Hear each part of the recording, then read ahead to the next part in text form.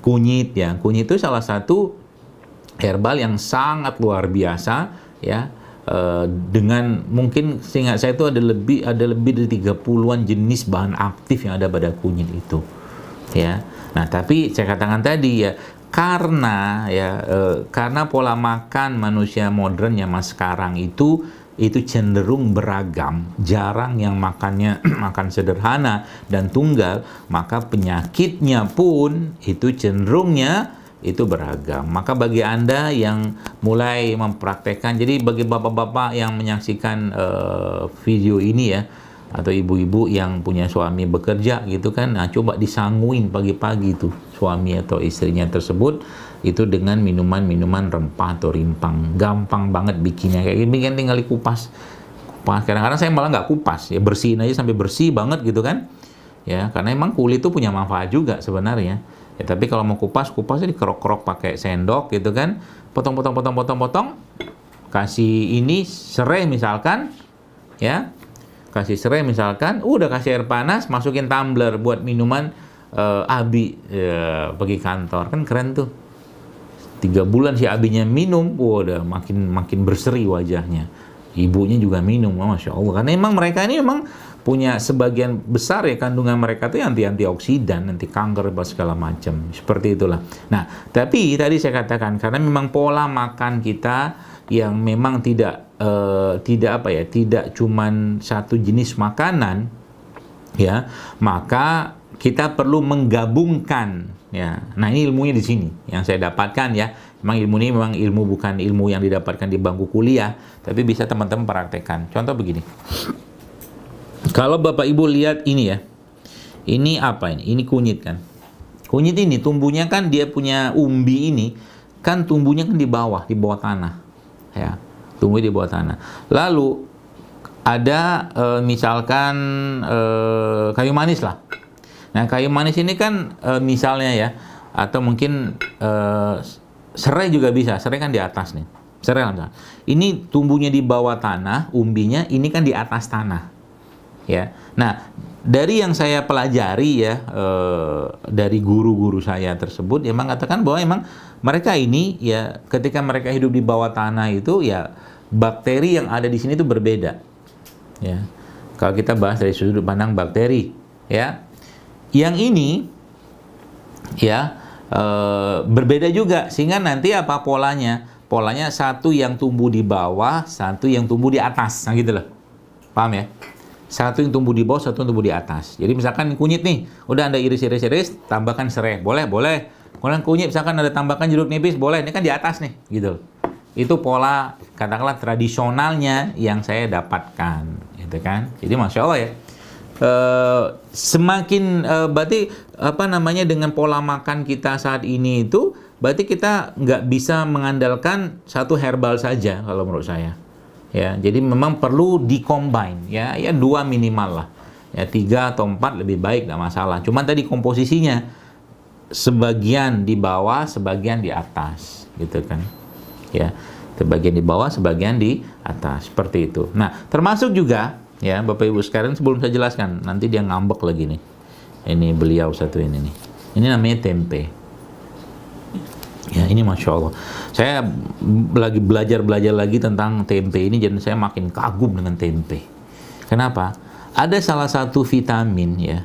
Ini kan termasuk ya juga kan herbal juga lah, kedelai gitu loh. Tapi kan difermentasi ya, dibikin ragi segala macam seperti itu. Jadi ada satu vitamin, yaitu vitamin B12, yang vitamin ini adanya pada hewan aslinya. Tapi ketika difermentasi kedelai ini dengan ragi gitu ya, itu akhirnya dalam tempe ini ada vitamin B12. Itu dasarnya tempe. Jadi dalam tempe ini ada vitamin yang satu-satunya produk nabati yang mengandung vitamin yang ada di produk hewannya, tempe ini. Nah, itu. Jadi makan tempe paling pertanyaan paling baik atau paling enak diapain? Ya terserah sih. Tapi kalau saya katakan ya sayang kalau digoreng, ada minyak lagi kan. Makannya begini. Misalkan kayak begini, bismillah. Ini tempe sehat. Misal.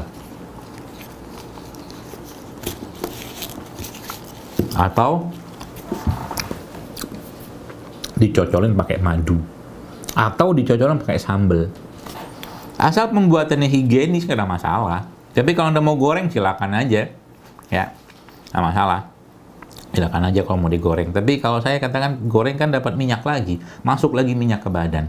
Apalagi minyak biasanya pada tempe itu kan nggak pakai tempe pinggir jalan ya, udah minyaknya digoreng berkali-kali gitu loh. Nah, ini salah satu. Jadi caranya kita ya mengoptimalisasi apa produk-produk yang ada di sekitar kita, terutama Indonesia ini ya. Jadi kalau saya katakan kalau penduduk negeri ini ya dari berapa? 200 juta lah misalkan sekarang, mungkin lah ya.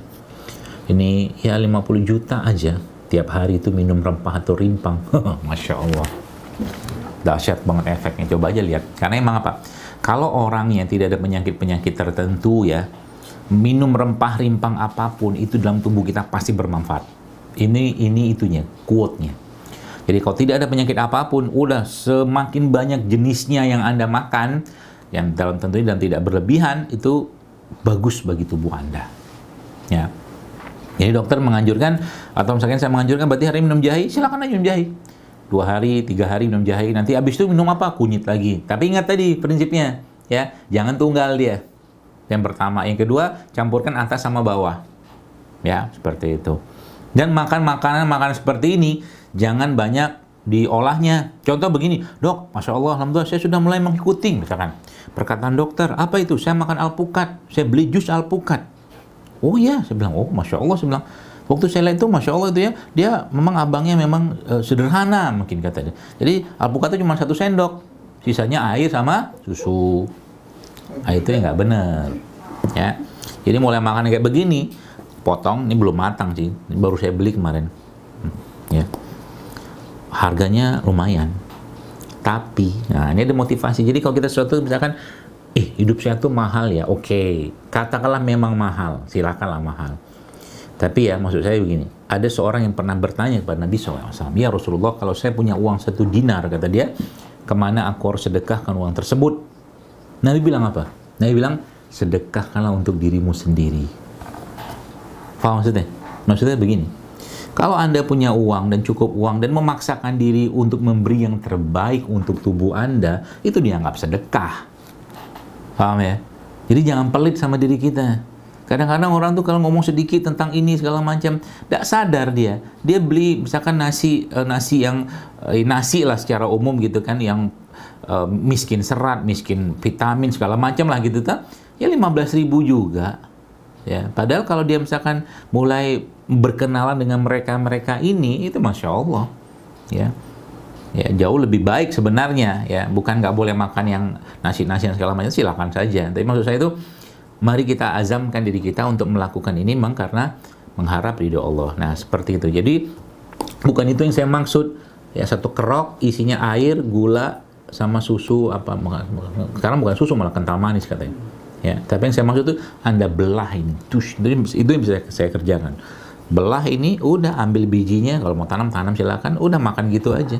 Mulai belajar rasa asli makanan. Itu untuk menghilangkan si pengganggu dari penyedap rasa itu. Itu kerjaan dia gitu. Ya, orang-orang yang bikin makanan itu kan ya nggak peduli dengan apa yang mereka buat, yang penting laku kan gitu kan. Emang kalau kita jadi sakit atau apa mereka peduli ya enggak? Nggak ada. Nah, sudah aman kok gitu. Kita nggak usah ngurusin mereka, urusin di sini.